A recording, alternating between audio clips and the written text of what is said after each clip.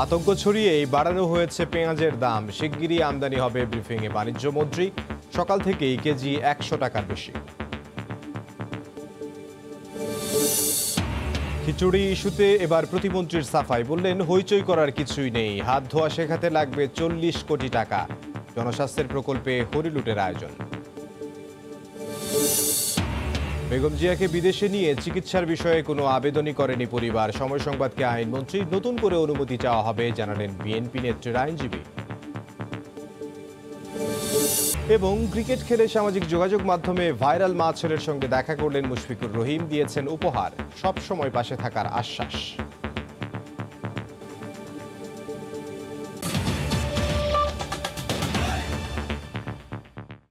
সময় সংবাদের সঙ্গে আছে আমি ইমদাদুল হক। রাতারাতি পেঁয়াজের বাজার অস্থির করে আতঙ্ক সৃষ্টির জন্য খোদ বাণিজ্য মন্ত্রী দুষলেন ব্যবসায়ীদের, যে কারণে কমছেই না ক্রেতাদের ভিড়। খুচরা বাজারে সকাল থেকেই কেজি ১০০ টাকার বেশি। আড়তদারদের আশা, আগের এলসির পেঁয়াজ ঢুকলেই দাম কমতে শুরু করবে। জুবাইর ফয়সালের রিপোর্ট। সেটা একটা সুযোগ দিয়েছে। এই সুযোগটা সৃষ্টি হয়েছে দুটো কারণে। অস্থির পেঁয়াজের বাজার তৈরির জন্য খোদ বাণিজ্য মন্ত্রী বুধবার দুপুরে সচিবালয়ে ব্রিফিং করে দুষলেন ব্যবসায়ীদের। ক্রেতাদের মধ্যে আতঙ্ক ছড়িয়েছে এক শ্রেণীর ব্যবসায়ী, জানিয়ে ৪ লাখ মেট্রিক টন দ্রুত ঘাটতি পূরণে সব ব্যবস্থা নেয়ার আশ্বাস দেন তিনি। তারা বাজারে কথাটা রচিত যে ভারত থেকে আসা বন্ধ হয়েছে, এখন বাইরে থেকে আসতে সময় লাগবে। দ্বিতীয়ত, যেটা বেশি করে আমাদের ভোগাচ্ছে সেটা হলো সাধারণ ভোক্তাদের প্যানিক বাইং। ৪ লক্ষ টন মতো এরকম হবে কম বেশি, এটা আমরা কভার করতে পারবো, কিন্তু একটু সহ্য করতে হবে হয়তো ১ মাস। এদিকে গত বছরের তিক্ত অভিজ্ঞতায় পাইকারি ও খুচরা বাজারে পেঁয়াজ কেনার হিড়িক কোনো মতেই থামছে না। টানা দ্বিতীয় দিন নানা অজুহাত আর কারণ দেখিয়ে কিনে মজুত করা হচ্ছে। পেঁয়াজের দামটা বাড়াতে হঠাৎ করে বাসা থেকে বলছে যে একটু বাড়াইয়া নিয়ে আসতে, আর কি, যে আরো বাড়তে পারে এমন একটা সম্ভাবনা আছে। ১ মাস আগে নাতনির বিয়ে, এই জন্য আপনি পেঁয়াজ কিনে রাখছেন? নাতির বিয়ে, হ্যাঁ, নাতির বিয়ে 10 তারিখে আসতেছে। একজনের কাছে কেন ১.৫ মণ পেঁয়াজ বিক্রি করছেন? এটা রাখি দেন, আমি তারপরে বলি। লাভ যদি দেখবেন ভাই 10 বস্তা পিস কত, আমি বেচবেন না। যদি ১০০ টাকা কেজি পেঁয়াজ হয়ে যায়, ৭৫-৮০ টাকা কেজি পেঁয়াজ হয়ে যায়, কি করে খাইবা? আড়তদাররা বলছেন আগের খোলা ঋণপত্রের চাহিদা অনুযায়ী ভারত স্থলবন্দরে অপেক্ষমান পেঁয়াজের ট্রাক প্রবেশের অনুমতি দিলে শিগগিরই কমে আসবে দাম। গতকালকে আজকে এক বাজারে আছে, বিক্রি করছি একই, কালকে একই থাকবো, বরঞ্চ 2-3 টাকা কালকে কম। তার মাল মোটামুটি আছে। ওরা কইতেছে যে আমরা পিস দিব না, আমাকে এই পিস শর্ট, বিভিন্ন এই কথা আর কি, মানে দাম বাড়ি নিয়ে বিভিন্ন কাহিনী করতেছে আর কি। পাইকারি বাজারে প্রতি কেজি দেশি পেঁয়াজ ৯৫ টাকা আর আমদানি করা ভারতীয় পেঁয়াজ বিক্রি হচ্ছে ৬৫ টাকা দরে। তবে খুচরা পর্যায়ে তা ছাড়িয়েছে ১০০ টাকা। জুবাইর ফয়সাল, সময় সংবাদ, ঢাকা। স্থলবন্দরে আটকে থাকা পেঁয়াজ বোঝাই ট্রাক প্রবেশের অপেক্ষায় রয়েছে। এ ব্যাপারে বিস্তারিত জানাতে হিলি স্থলবন্দরে আছেন সহকর্মী শফিকুল ইসলাম শফিক। যাব তার কাছে। শফিক। ধন্যবাদ ইমদাদ। এখন পর্যন্ত ভারত থেকে কোনো পণ্য পেঁয়াজের ট্রাক এখনও প্রবেশ করেনি। আমরা ব্যবসায়ীদের সাথে কথা বলেছি এবং ভারতীয় ব্যবসায়ীদের সাথে কথা বলেছি, তারা কিন্তু বলেছে যে ভারতীয় যে পেঁয়াজ বোঝাই ট্রাকগুলি ভারতীয় কাস্টমসের অভ্যন্তরে কিন্তু সারিবদ্ধ করে রাখা হয়েছে। শুধুমাত্র একটি অনুমোদনপত্রের অপেক্ষায় কিন্তু ট্রাকগুলি দাঁড়িয়ে আছে। হয়তো অনুমতি পেলেই গাড়িগুলি কিন্তু প্রবেশ করবে, এমন আশায় কিন্তু এখানে আমদানিকারক, এখানকার পাইকার, বিভিন্ন দূর দূরান্ত থেকে কিন্তু পেঁয়াজ কিনতে অনেকেই এসছেন এখানে পেঁয়াজ নেওয়ার জন্য। যেহেতু আপনি জানেন যে পেঁয়াজের বাজার একটা অস্থির অবস্থা, পেঁয়াজের চাহিদা বেড়ে গেছে, যে কারণে মূলত কিন্তু এখানে একটা পেঁয়াজের কিন্তু একটা চাহিদা বা এই কারণে কিন্তু তারা এখানে এসেছেন। আমি ব্যবসায়ীদের সাথে কথা বলেছি, আসলে তার সর্বশেষ কী অবস্থা, তারাও কিন্তু বারবার কিন্তু যোগাযোগ করছে এ কারণেই যে অতিরিক্ত গরম এবং মাঝে মধ্যে কিন্তু আবহাওয়া খারাপের কারণে কিন্তু গুড়ি গুড়ি বৃষ্টি হচ্ছে, যে কারণে পেঁয়াজগুলি নষ্ট হওয়ার কিন্তু একটা আশঙ্কা রয়েছে। আমি আর একটা জিজ্ঞেস করেছিলাম আমি ব্যবসায়ীদের কাছে যে আসলে আপনাদের কি পরিমাণ পেঁয়াজ আছে। তারা কিন্তু একটা কথা আমাদেরকে প্রথম থেকে বলে আসছে, প্রায় ২শতাধিক পণ্যবাহী ট্রাক, যে ট্রাকগুলি দাঁড়িয়ে আছে এবং পেঁয়াজগুলি ১ সপ্তাহ আগে থেকে লোড করা অবস্থায় কিন্তু তারা এখানে লোড করা আছে। পেঁয়াজগুলি কিন্তু ইতিমধ্যে কিন্তু পানি ঝরছে, এটাও তারা আশঙ্কা করছেন। তারা এটা বলেছেন যে আসলে আমদানি করার পর, ঋণপত্র খোলার পর কিন্তু পেঁয়াজগুলি তাদেরকে নিজে কিনতে হয়েছে। তারা এমনটা বলেছেন যদি পেঁয়াজগুলি নষ্ট হয়ে যায় সেক্ষেত্রে কিন্তু ক্ষতি কিন্তু আমদানিকারকদেরই হবে। সেক্ষেত্রে কি দেখেন, গতবারের কথাও তারা বলছেন, গতবার তাদের অনেক দাবি ছিল সরকারকে বলেছিল যে পেঁয়াজগুলি সময় মতন তারা না দেওয়ার কারণে তারা অনেক ক্ষতিগ্রস্ত হয়েছে, কিন্তু ব্যাংক থেকে তাদেরকে বিল কিন্তু ছাড়তে হয়েছে, যে আশঙ্কা কিন্তু এবারও তারা করছেন। আমি ভারতীয় ব্যবসায়ীদের সাথে কথা বলেছি, তারা বলছেন যে আসলে তারাও কিন্তু চিন্তিত যে দ্রুত পেঁয়াজগুলি কীভাবে দেওয়া যায়। তবে ইমদাদ, একটাই কথা হচ্ছে যে আপনি দেখতে পাচ্ছেন যে আমার পিছনে কাস্টম অফিস, ভারতীয় কাস্টম, তারাও কিন্তু অপেক্ষা করছে, ভারতীয় ড্রাইভার অপেক্ষা করছে যে একটা অনুমতিপত্র পেলে কিন্তু পণ্যবাহী ট্রাকগুলি প্রবেশ করবে। তবে কি পরিমাণ পেঁয়াজ বাংলাদেশে প্রবেশ করবে হয়তো আমরা পরবর্তী আপনাকে জানাতে পারবো। হিলি স্থলবন্দর থেকে আমার কাছে ছিল পেঁয়াজদের সর্বশেষ খবর। ইমদাদ। হিলি স্থলবন্দর থেকে যোগ দিয়েছিলেন সহকর্মী শফিকুল ইসলাম শফিক। প্রাইমারি স্কুলের খিচুড়ি নিয়ে সচিবের পর এবার সাফাই গাইলেন প্রাথমিক ও গণশিক্ষা প্রতিমন্ত্রী জাকির হোসেন। তিনি বললেন, এ নিয়ে হইচই করার কিছুই নেই। দুপুরে সচিবালয়ের সংবাদ সম্মেলনে তিনি আরও বলেন, বিএনপি জামাত সাংবাদিকতায় ঢুকে জল ঘোলা করছে। বিশ্বের বিভিন্ন দেশের প্রাথমিক স্কুলগুলোতে শিক্ষার্থীদের জন্য খিচুড়ি রান্না করা থেকে বাজার ও বিতরণ শিখতে বিদেশ ভ্রমণ প্রয়োজন বলে মনে করে প্রাথমিক শিক্ষা অধিদপ্তর ও পরিকল্পনা কমিশন। প্রস্তাবিত প্রাইমারি স্কুল ফিডিং প্রোগ্রামে 5 কোটি টাকা বরাদ্দ চাওয়া হয়েছে। শুধু বিদেশ নয়, স্থানীয় প্রশিক্ষণের জন্য 10 কোটি টাকা বরাদ্দ চেয়েছে প্রাথমিক শিক্ষা অধিদপ্তর। রান্না করা সবজি খিচুড়ি ও ডিম খিচুড়ি ব্যবস্থাপনা শিখতে 1000 সরকারি কর্মকর্তাকে বিদেশ পাঠাতেও চায় প্রাথমিক শিক্ষা অধিদপ্তর। এ নিয়ে গণমাধ্যম ও সামাজিক যোগাযোগ মাধ্যমে ব্যাপক সমালোচনার মুখে সফরের পক্ষে সাফাই গান প্রাথমিক ও গণশিক্ষা সচিব। রান্না করা খাবারের মধ্যে যেহেতু খিচুড়িটা সবচাইতে প্রোটিন সমৃদ্ধ, সেই জন্য আমরা ওইটা। একদিন পর সচিবালয়ের সংবাদ সম্মেলনে প্রতিমন্ত্রী বললেন, বিদেশ ভ্রমণের কোনো বিকল্প নেই। উচ্চতর প্রশিক্ষণের প্রয়োজন আছে প্রতিটা মানুষের জন্য। আজকে 2 বছর আগে আমি যেমন ছিলাম, 2 বছর পরে আমার সচিব মহোদয়, এবং এই যে আপনাদের সাথে মেলামেশার কারণে আমার কি কোনো জ্ঞান বাড়ে নাই? এটি প্রয়োজন আছে, প্রত্যেকেরই সিনিয়রদের কাছ থেকে কিছু শিখবার আছে, যে কারণে আমরা এই বিষয়ে কিছু টাকা ধরা আছে। এটি বিশাল কোনো ক্ষতিকর ব্যবস্থা নয়।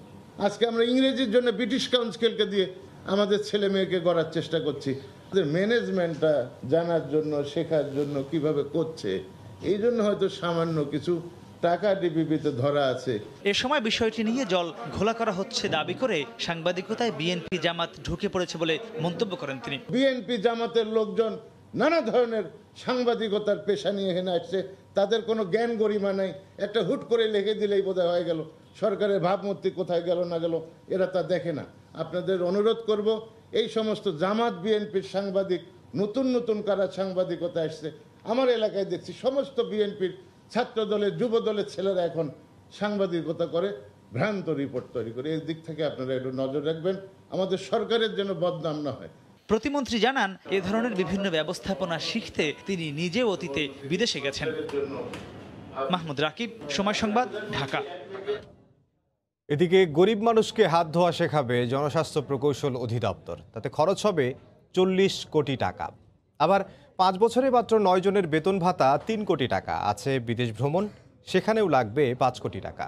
এমনই হরিলুটের আয়োজন গ্রামীণ পানি সরবরাহ, স্যানিটেশন এবং স্বাস্থ্যবিধি প্রকল্পের ডিপিপিতে। অর্থনীতিবিদরা বলছেন, এমন অনিয়মে শুধু আর্থিক ক্ষতি নয়, ক্ষতি হবে সুনামেরও। জুবাইর ফয়সালের আরও একটি রিপোর্ট।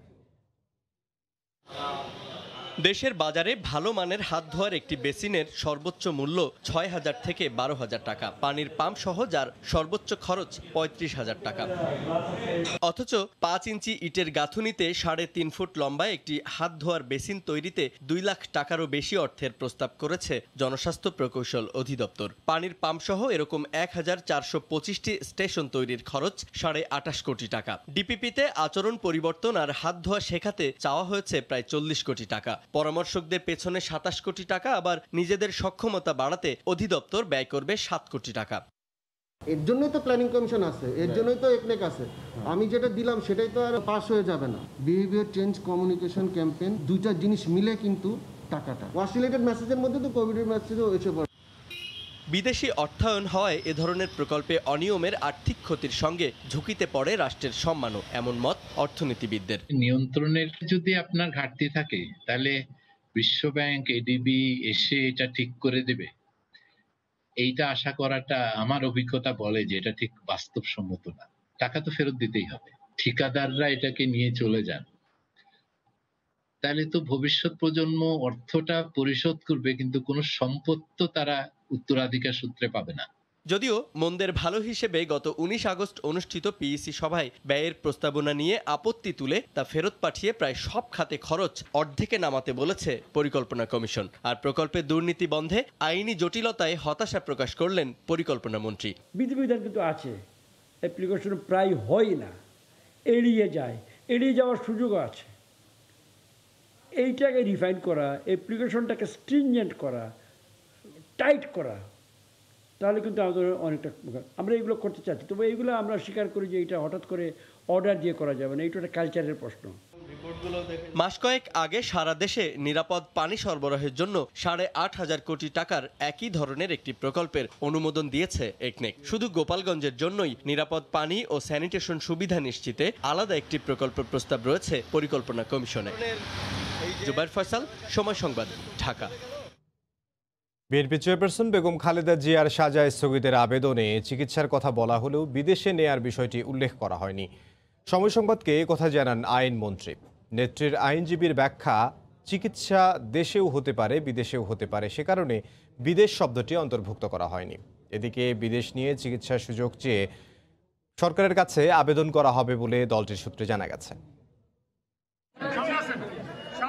পরিবারের আবেদনে দ্বিতীয় দফায় বেগম খালেদা জিয়ার সাজা স্থগিতের মেয়াদ বাড়িয়েছে সরকার। তবে সেই আবেদনে বিদেশে নিয়ে চিকিৎসা করানোর বিষয়ে কিছুই বলা হয়নি। বিষয়টি নিশ্চিত করেছেন আইনমন্ত্রী ও তার এক আইনজীবী।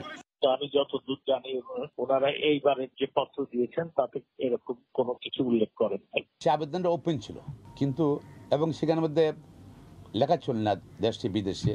যদিও সভা, সেমিনার এবং ভার্চুয়াল আলোচনায় বেগম জিয়াকে বিদেশে নিয়ে চিকিৎসার সুযোগ দেওয়ার দাবি জানিয়ে আসছে বিএনপি নেতারা। পরিবারের আবেদন ও দলের এজেন্ডার মধ্যে এমন সমন্বয়হীনতা নিয়ে তাই শুরু হয়েছে কানাঘোষা।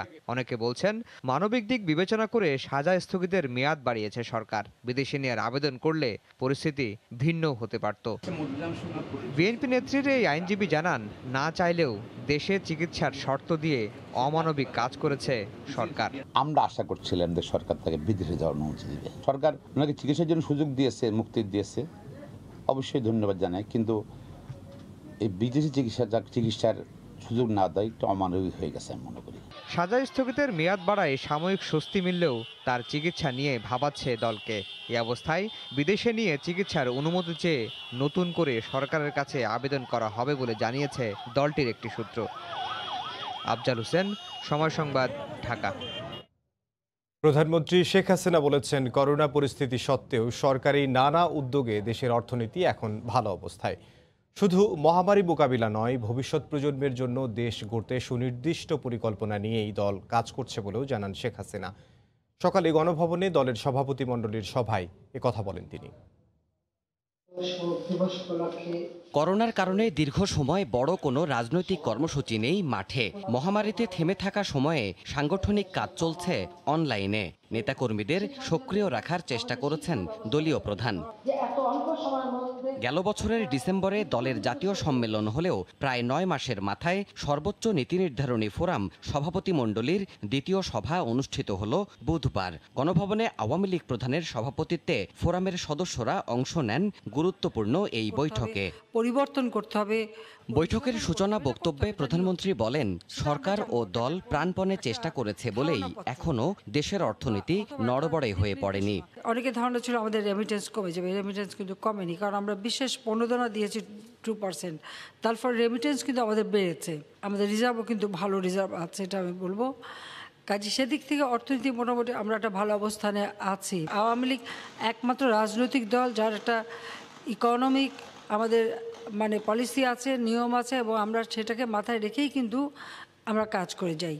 মহামারীতে সহায়তা নিয়ে একমাত্র আওয়ামী লীগই মানুষের পাশে দাঁড়িয়েছিল উল্লেখ করে তিনি বলেন, সুনির্দিষ্ট লক্ষ্য নিয়ে কাজ করছে দল। আমরা যখন সরকারে আছি, আমাদের দায়িত্ব হচ্ছে যে দেশটা শুধু বর্তমানেই না, আগামী দিনের নতুন প্রজন্মের জন্য কিভাবে এই দেশটা এগিয়ে যাবে, কিভাবে চলবে, সেটাই আমাদের এখন থেকে আমরা প্রস্তুতি নিয়ে রাখবো বা আমরা নির্দেশনা দিয়ে দেব। রাজনৈতিক দল হিসেবে আমরা যে অন্য দলগুলি দেখি মুখে মুখে কথা বলেছে, কিন্তু প্রকৃত মানুষের কাছে যে মানুষকে সাহায্য করা, সেটা কিন্তু আমরা অন্য দল বা অন্য সংস্থা অনেকেই আমরা দেখেছি তাদের উপস্থিতিটা ওভাবে দেখিনি, বহু এনজিও টেনজিও অনেকেই আছে, কিন্তু তাদেরকে আমরা সেভাবে কিন্তু ওভাবে দেখি নাই। করোনার আঘাতে মানুষ যাতে অতি দরিদ্র হয়ে না পড়ে সেদিকে খেয়াল রেখে কাজ করা হয়েছে বলেও জানান প্রধানমন্ত্রী। যে মানুষকে সাহায্য করা। দেবাশিস রায়, সময় সংবাদ। শুরু হয়েছে ট্রেনের শতভাগ যাত্রী পরিবহন। এক আসন নয়, যাত্রী বসছেন পাশাপাশি। আগের নিয়মেই 50 ভাগ টিকিট কাউন্টারে ও 50 ভাগ টিকিট বিক্রি হচ্ছে অনলাইনে। তবে স্টেশন কিংবা ট্রেন সব জায়গায় উপেক্ষিত স্বাস্থ্যবিধি। পাশাপাশি যাত্রী নিয়ে শুরু হয়েছে রেলের শতভাগ যাত্রী পরিবহন, চলছে শতভাগ টিকিট বিক্রি। ট্রেনের ভিতরের সেই অবস্থা দেখতে রাজশাহীগামী বনলতা এক্সপ্রেস ট্রেনে উঠে বসে সময় সংবাদ। যেহেতু আগের নিয়মে এক আসন ফাঁকা রেখে 50 ভাগ টিকিট বিক্রি হয়েছে, তাই যাত্রী কিছুটা কম। বিরতিহীন আন্তনগর ট্রেন হওয়া সত্ত্বেও এক বগিতেই পাওয়া গেল কয়েকজন বিনা টিকিটের যাত্রী। টিকিট কোথায়? আমার ছেলে এখন টিকিট করছে না আমি বলতে পারি না। আমি টিকিট ছাড়াও এয়ারপোর্টে নামবো, দৌড়ে উঠে গেছে আর কি। টিকিট কাটেন নাই? না, কাটি নাই। পাশাপাশি বসার নিয়মে ফেরায় সামাজিক দূরত্ব মানার কোনো বালাই নেই। মাস্ক ছাড়াই খোশ গল্পে মেতে উঠতে দেখা যায় অনেককেই। আসন ও ট্রেনে জীবাণুনাশক স্প্রে করার কথা বলা হলেও কিছুই দেখা যায়নি ট্রেনটিতে। স্প্রে করার কথা সেটা করে নাই, সিটগুলা স্প্রে করে নাই, তাপমাত্রা পরীক্ষা করার কথা সেটাও করে নাই। মাস্ক কিছুক্ষণ আগে আমার ছিঁড়ে গেছে, তার জন্য ফেলা দিছে। যদিও বিধিনিষেধ তুলে নেওয়া হলেও স্বাস্থ্যবিধি শতভাগ মানা হচ্ছে বলে সাংবাদিকদের জানিয়েছিলেন কমলাপুর স্টেশনের ম্যানেজার। নিশ্চিত হচ্ছে যে কোনো বেশি তাপমাত্রার লোক যাচ্ছে না, এক প্রথমত। দ্বিতীয়ত আমরা আমাদের প্রতিটি জায়গায় মোটামুটি হ্যান্ড স্যানিটাইজার দেওয়া আছে তারা, আর আমাদের ট্রেনে জীবাণুনাশক স্প্রে ব্যবহার করা হচ্ছে। কমলাপুর থেকে ট্রেনে উঠে বিমানবন্দর স্টেশনে এসে নেমে যাই আমরা। এসব অনিয়মের ব্যাপারে কথা বলতে 45 মিনিটের যাত্রায়ও পাওয়া যায়নি কোনো টিকিট চেকার কিংবা ট্রেন পরিচালককে। নাজমুস সালেহী, সময় সংবাদ, ঢাকা। শিবুলিয়া কাঁঠালবাড়ি রুটে নতুন পানের চর চ্যানেলে ফেরি চলাচলে সময় লাগছে আগের চেয়ে প্রায় 3 গুণ বেশি। এতে দুর্ভোগ চরমে পৌঁছেছে মানুষের। বিআইডব্লিউটিসি বলছে এমন দীর্ঘ পথে ফেরি চালানো ঝুঁকিপূর্ণ। বিস্তারিত নাসির উদ্দিন উজ্জ্বলের রিপোর্টে। এই রুটে ফেরির অচলতা যেন কাটছেই না। নতুন চ্যানেলে শরীয়তপুরের নড়িয়া ঘুরে ফেরি গন্তব্যে পৌঁছাতে আগের চেয়ে 3 গুণ সময় বেশি লাগছে। এতে দুর্বিষহ দুর্ভোগে পড়ছে মানুষ। লোক দেখানো ফেরি চালু হয়েছিল, এটা তো জনগণের কষ্ট ভোগ অনেক। আমরা খায় না খায় আছি। আগে যেমন 1 ঘন্টা সোয়া ঘন্টা পারাইছি, এখন তো 5-6 ঘন্টা লাগে যাইতে ফেরি আসতে। ফেরি পারাপার বন্ধ, আমাদের অনেকগুলো লাগেজ আছে, এটা আমাদের জন্য অনেক কষ্টের ব্যাপার। পানি নাই, লঞ্চ বারবার থেকে এর উপর থেকে কোন দুর্ঘটনা ঘটে যাবে। নতুন চ্যানেলটি প্রাকৃতিক চ্যানেল। প্রবল স্রোতের মধ্যে পুরনো এই ফেরিগুলোর দীর্ঘ পথ পাড়ি দেওয়া ঝুঁকিপূর্ণ বলছে বিআইডব্লিউটিসি। ফেরিগুলো দীর্ঘদিনের পুরানো, কোনোটা 30 বছর 40 বছর হয়ে গেছে। এই স্রোতের এগেনিস্টে দীর্ঘ সময়ে এই ফেরিগুলো চলার মতো উপযোগী না। সচল ফেরিটির পৌঁছাতে এখন তেল খরচ হচ্ছে 900 লিটার, আর আগের চ্যানেলে চলতে খরচ হতো 140 লিটার। নতুন চালু হওয়া পালেরচর চ্যানেলের দূরত্ব 28 কিলোমিটার। ফেরিগুলোর পৌঁছতে সময় লাগছে 4.5 থেকে 5 ঘন্টা। আর বন্ধ হয়ে যাওয়া লৌহজং টার্নিং চ্যানেলে দিয়ে দূরত্ব ছিল 9.5 কিলোমিটার। পৌঁছতে সময় লাগতো 1.5 থেকে 1.5 ঘন্টা। নাসির উদ্দিন উজ্জ্বল, সময় সংবাদ, মুন্সিগঞ্জ। রাজধানীর উত্তরখানে বেদখল হয়ে যাওয়া খাল খুব শিগগিরই উদ্ধার করা হবে বলে জানিয়েছেন উত্তর সিটি কর্পোরেশনের মেয়র আতিকুল ইসলাম। দুপুরে উত্তরখানে বন্যায় ক্ষতিগ্রস্তদের মাঝে ত্রাণ বিতরণ অনুষ্ঠানে তিনি একথা বলেন। এখানে 13টি খাল আছে, 13টি খাল কিন্তু এখন আর নেই, যার ফলে বর্ষার সময় এখানে পানি বন্ধ হয়ে যায়। আমি আপনাদের সাহায্য চাচ্ছি, এই 13টি খালকে আমরা ইনশাল্লাহ পুনরুদ্ধার করব। যারা নগরের সাইনবোর্ডে ট্যাক্স দেন নাই, আমি আপনাদেরকে বিনয়ের সাথে অনুরোধ করব, আপনারা নগরের মধ্যে সব সাইন, বিভিন্ন ধরনের বিলবোর্ড, বিভিন্ন ধরনের সাইনবোর্ড করেছেন। গতকাল আমরা বিলবোর্ড সাইনবোর্ড উচ্ছেদের অভিযান শুরু করেছি।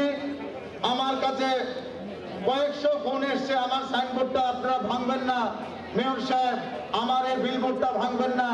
আমরা কিন্তু কারোর কথা শুনছি না। রূপসা পাইকারি মাছ বাজার এখন সরগরম, ক্রেতা বিক্রেতার হাঁক ডাকে। দেশি ও সামুদ্রিক মাছের পাশাপাশি রয়েছে রূপালী ইলিশ। তবে গত সপ্তাহের তুলনায় কমেছে ইলিশের সরবরাহ। এটা ভারতে ইলিশ রপ্তানির প্রভাব বলে মনে করেন সংশ্লিষ্টরা। তরিকুল ইসলামের প্রতিবেদন, ক্যামেরায় ছিলেন নেমল হোসেন কোচি।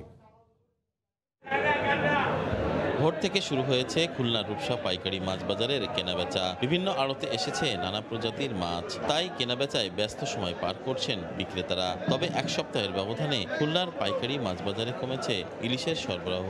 বিভিন্ন সাইজের ইলিশের পাশাপাশি জাটকা ইলিশও দেখা গেছে কয়েকটি আড়তে। দামও কিছুটা বাড়তি। বিক্রেতারা বলছেন ভারতে ইলিশ রপ্তানির প্রভাব এটি। মাছ বড় মাছ 600 গ্রাম হইতে আপনার 1.5 কেজি 2 কেজি পর্যন্ত সব ইন্ডিয়া চলে যাচ্ছে। ইন্ডিয়া এলসি খুলেছে, এলসির কারণে 20-50 টা 100 টাকা কেজিতে বেড়ে গেছে। বড় মাছ 1000, 900, 800, বিভিন্ন রকমের মাছ বিভিন্ন রকমের দাম। সরবরাহ বেড়ে যাওয়ায় কমেছে দেশি প্রজাতির ভেটকি, রুই, কাতলা সহ বিভিন্ন প্রজাতির মাছের দাম। ভেটকি মাছ, তারপর দাইতনে মাছ, তারপর মাগুর মাছটা যেগুলো দিয়ে আর কি নানান পদের মাছ দাম কম। কারণ হচ্ছে ইলিশের চাপটা বাড়লে মানুষের ইলিশের দিকে চাহিদা এসে যায়, আর ওই সাদা মাছের চাপটা চাহিদাটা কমে যায়। এদিকে কাঙ্ক্ষিত দামে ইলিশ না পেয়ে হতাশ ক্রেতারা। মাছের দাম নিয়ে রয়েছে মতপার্থক্য। আগে যেভাবে দাম ছিল এখন তার চেয়ে বেশি চাচ্ছে না। এর আগের সপ্তাহে কম ছিল, এবারটা বেশি। এখন বাজার দাম বেশি, চড়া খুব। মাছের বাজার ভালো, মানে ক্রয় ক্ষমতার ভিতরে। ভরা মৌসুম ছাড়াও সারা বছর খুলনা থেকে প্রতিদিন গড়ে 50 কোটি টাকারও বেশি দেশি, হাইব্রিড ও সামুদ্রিক মাছ দেশের বিভিন্ন জেলায় সরবরাহ হয়ে থাকে। তরিকুল ইসলাম, সময় সংবাদ, খুলনা। সময় সংবাদে আরও থাকছে। প্রথমবারের মতো রোহিঙ্গা নির্যাতনের কথা স্বীকার করল মিয়ানমার। গণহত্যার প্রমাণ নষ্টের অভিযোগ অস্বীকার। আবারও জাতিসংঘের উদ্বেগ।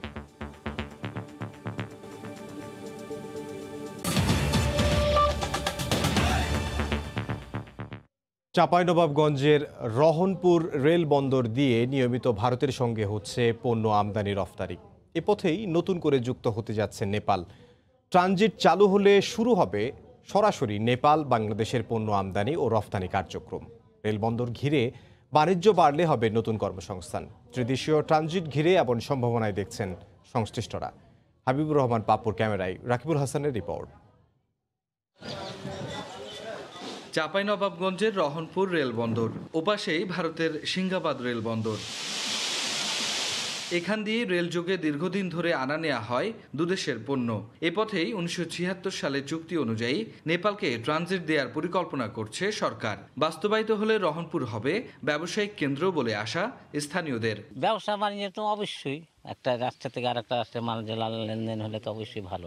সরকার যে পদক্ষেপ নিয়েছে হিসেবে যে মানে অনেক লোকের কাজ হবে, হাজার হাজার লোকের কাজ হবে। পরিকল্পনা অনুযায়ী নেপালের বিরাটনগর হয়ে ভারতের মধ্যে 217 কিলোমিটার পাড়ি দিয়ে পণ্য নিয়ে রেল প্রবেশ করবে বাংলাদেশে। আবার মংলা বন্দর সহ দেশের বিভিন্ন প্রান্ত থেকে পণ্য নিয়ে একই পথে যাবে নেপালে। এতে বাংলাদেশ নেপালের মধ্যে বাণিজ্য বাড়ার সাথে সাথে দুদেশের অর্থনীতি শক্তিশালী হবে অভিমত সংশ্লিষ্টদের। অনেকবার আমাদের এখানে মার্কেটিংয়ের জন্য আসছে, তো আমার মনে হয় সেই দ্বারটা উন্মোচন হচ্ছে এবং ব্যবসার একটা বড় অর্থনৈতিক উন্নয়ন আমরা আশা করছি। আর রহনপুর রেল বন্দরে ইমিগ্রেশন ব্যবস্থা চালু করা হলে ট্রানজিটে ত্রিদেশীয় বাণিজ্য বৃদ্ধির পাশাপাশি যাত্রীদের যাতায়াতের পথ সহজ হবে বলে মনে করেন এলাকার সংসদ সদস্য। এই দিক দিয়ে যদি যোগাযোগটা স্থাপন হয় তাহলে আমাদের এই অঞ্চলের, বিশেষ করে আমাদের চাঁপাইনবাবগঞ্জ, রাজশাহী এই জেলাগুলোর খুব লাভবান হবে। রেলপথের পূর্ণ সক্ষমতা থাকায় ত্রিদেশীয় ট্রানজিটে ট্রেন চলাচলের সংখ্যা বৃদ্ধিতে কোনো সমস্যা হবে না বলে জানিয়েছেন পশ্চিমাঞ্চল রেলের মহাব্যবস্থাপক। ফ্লো অনেক বেড়ে গেছে, এটা চলছে, আমাদের গুডসের ট্রাফিক ক্যারিং চলছে, এটা তারা অফার দিচ্ছে, আমরা অ্যাকসেপ্ট করতেছি, আমাদের পক্ষ থেকে কোনো অসুবিধা তো নাই। তবে রেলওয়ে কর্তৃপক্ষ বলছে পণ্য আমদানি রপ্তানি বাড়াতে করতে হবে স্টেশনের অবকাঠামোগত উন্নয়ন। বাংলাদেশ, ভারত, নেপাল ত্রিদেশীয় বাণিজ্যের নতুন দ্বার উন্মোচন হবে রেলের এই পথেই। এই পথ দিয়েই নতুন নতুন পণ্য আমদানি রপ্তানি, সেই সাথে রেলওয়ে ইমিগ্রেশন দ্রুতই চালু হবে, সেই স্বপ্ন বুনছেন এ অঞ্চলের ব্যবসায়ী সহ সংশ্লিষ্ট সকলে। রহনপুর রেল সীমান্ত থেকে রাকিবুল হাসান, সময় সংবাদ, চাঁপাইনবাবগঞ্জ। করোনা পরিস্থিতিতে কক্সবাজার সমুদ্র সৈকতে বাড়ছে পর্যটকদের ভিড়। বিশেষ করে সাপ্তাহিক ছুটির দিনগুলোতে সৈকতে পর্যটকদের উপচে পড়া ভিড়। দূর দূরান্ত থেকে আসা ভ্রমণ পিপাসুরা বলছেন করোনার অস্বস্তি থেকে মুক্তি পেতে কক্সবাজারে ছুটে আসা। এতে সৈকতের হকাররা আবারও উজ্জীবিত। সুজাউদ্দিন রুবেলের তথ্য ও মোহাম্মদ ফরাজের ছবি নিয়ে রিপোর্ট। সৈকতের সুগন্ধা পয়েন্ট। কয়েকদিন আগেও হাতে গোনা পর্যটক এই পয়েন্ট দিয়ে সৈকতে ঢুকতেন, কিন্তু এখন এই পয়েন্ট দিয়ে সাপ্তাহিক ছুটির দিনগুলোতে সব বয়সী মানুষের ভিড়। সৈকতের বালিয়ারি, নীল জলরাশি ও পানিতে গোসলে মাতছেন তারা। করোনার কারণে দীর্ঘ 5 মাস পর গত 17 আগস্ট সৈকতসহ কক্সবাজারের পর্যটক কেন্দ্রগুলো সবার জন্য মুক্ত করে দেয়া হয়।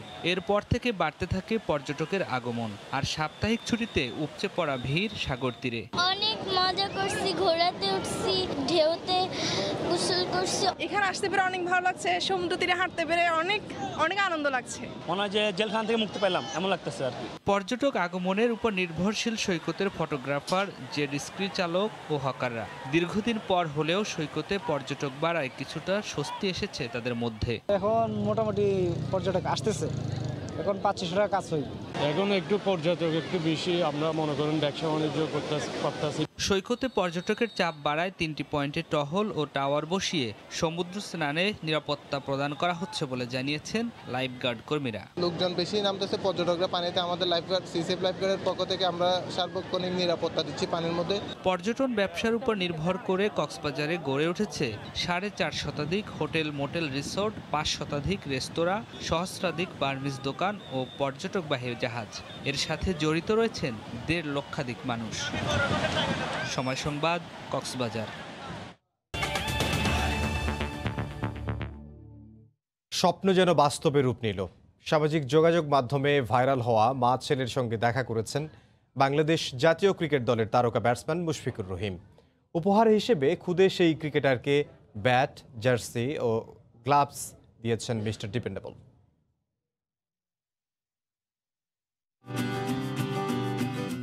মা ছেলে ক্রিকেট খেলছেন বিরল এক দৃশ্য।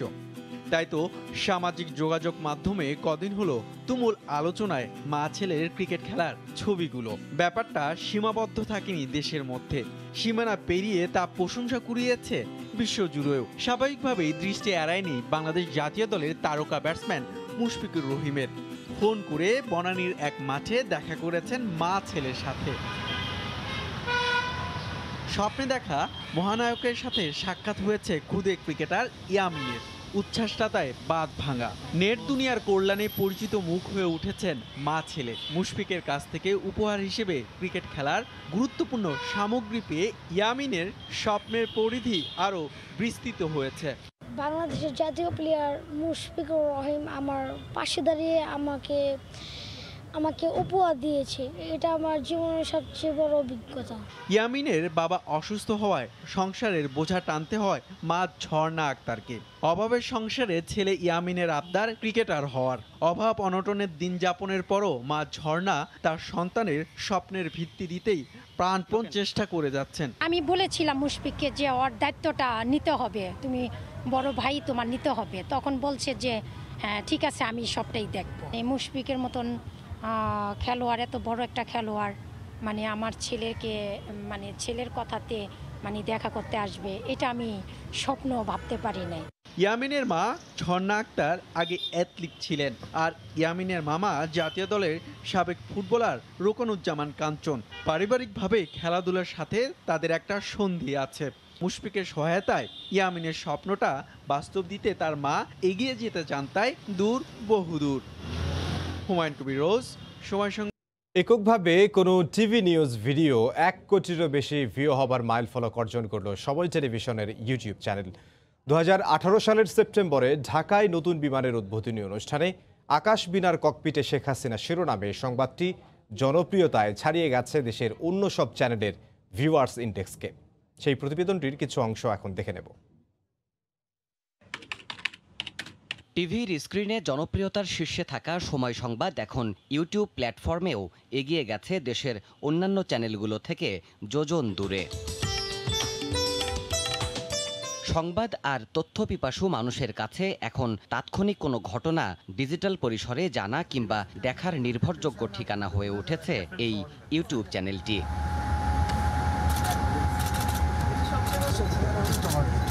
দেশের অন্যান্য চ্যানেলগুলোর ভিউয়ার্স ইন্ডেক্সে চোখ রাখলে দেখা যায় একক কোনো ভিডিও এত বেশিবার দেখার রেকর্ড শুধুই সময়ের। সংবাদ সংক্রান্ত ভিডিও দিয়ে দর্শকের তথ্য চাহিদা পূরণে আরও এগিয়ে যাবে এই চ্যানেল, প্রত্যাশা সবার। দেবাশিস রায়, সময় সংবাদ, ঢাকা। এ পর্যায়ে শীর্ষ সংবাদ জানিয়ে দিচ্ছি আরও একবার। আতঙ্ক ছড়িয়েই বাড়ানো হয়েছে পেঁয়াজের দাম, শিগগিরই আমদানি হবে। ব্রিফিংয়ে বাণিজ্যমন্ত্রী, সকাল থেকেই কেজি 100 টাকার বেশি। বেগম জিয়াকে বিদেশে নিয়ে চিকিৎসার বিষয়ে কোনো আবেদনই করেনি পরিবার। সময় সংবাদকে আইনমন্ত্রী, নতুন করে অনুমতি চাওয়া হবে জানালেন বিএনপি নেত্রীর আইনজীবী। এবং খিচুড়ি ইস্যুতে এবার প্রতিমন্ত্রীর সাফাই, বললেন হইচই করার কিছুই নেই, হাত ধোয়া শেখাতে লাগবে 40 কোটি টাকা, জনস্বাস্থ্যের প্রকল্পে হরিলুটের আয়োজন। এই ছিল এখনকার মতো, সঙ্গে থাকুন সময়।